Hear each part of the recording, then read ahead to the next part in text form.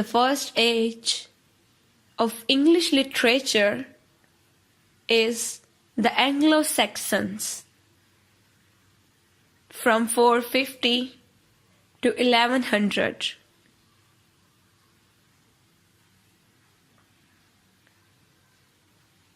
ابتدائی Anglo Saxon کا دور، جس کا دورانیہ 450 سے 1100 تک ہے، قرون وسطیٰ کے برطانیہ کی تاریخ کو بیان کرتا ہے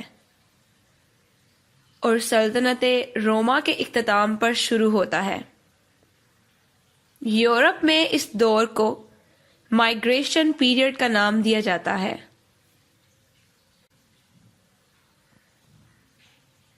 The second age of English literature is the medieval period, from 1100 to 1500. Europe کی تاریخ میں قرون وسطیٰ یعنی میڈیول پیریڈ کا دور 1100 سے شروع ہو کر 1500 تک رہا۔ یہ مغربی سلطنت روما کے زوال پر شروع ہوا اور پھر رینائزنس اور ایج آف ڈسکوری میں ضم ہو گیا۔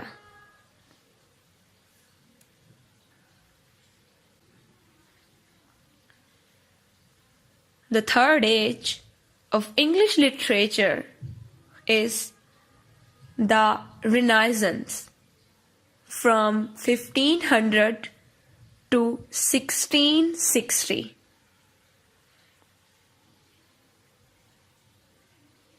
رینائزنس ایج کا دورانیہ 1500 سے لے کر 1660 تک کا ہے۔ اسے قدیم اور جدید دور کے درمیان رابطے کا ایک ذریعہ تصور کیا جاتا ہے۔ یہ اٹلی میں ثقافتی تحریک کے نام سے شروع ہوا اور بعد ازاں یورپ کے باقی حصوں میں بھی پھیل گیا۔ رینائزنس دلکش خوبصورتی اور فن کا دور تھا۔ The fourth age of English literature is the age of reason, from 1660 to 1780.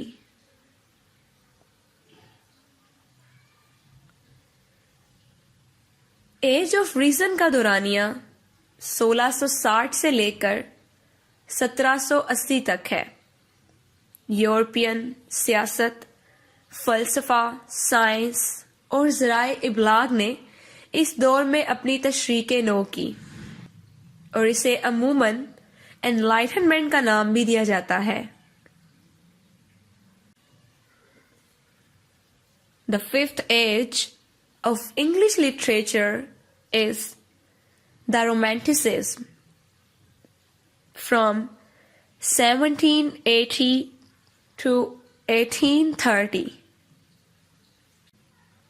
Romanticism, جسے رومانٹک ایرا کا نام بھی دیا جاتا ہے، یورپ میں 18ویں صدی کے اختتام پر فنی، ادبی اور موسیقی کی تحریک کے نام سے شروع ہوا اور 1780 سے لے کر 1830 تک یورپ کے بیشتر علاقوں میں اپنے عروج پر رہا۔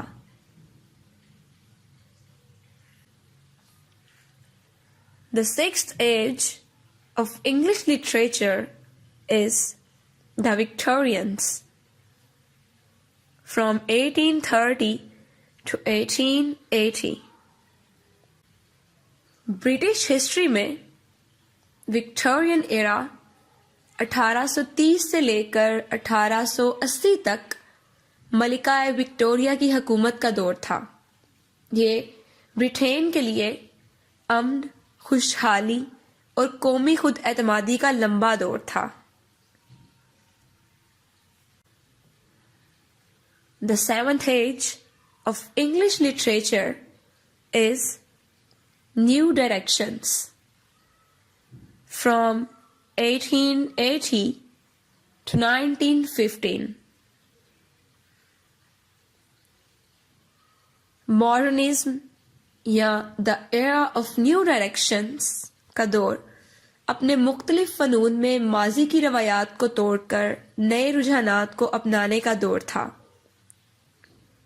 ماڈرنزم کا دور 1880 سے 1915 تک مختلف فنون میں نئے تجربات کا دور تھا۔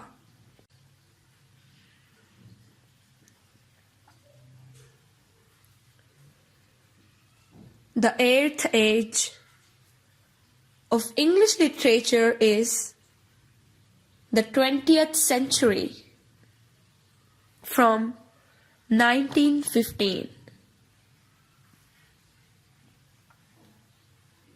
یورپ کے جدید دور میں ادب کی تاریخ 20ویں صدی کے آغاز میں 1915 کو شروع ہوئی۔ اس کا آغاز ایج آف انلائٹنمنٹ کے ساتھ ہوا، بعد از جس میں رینائزنس اور ارلی ماڈرن پیریڈ بھی شامل رہا۔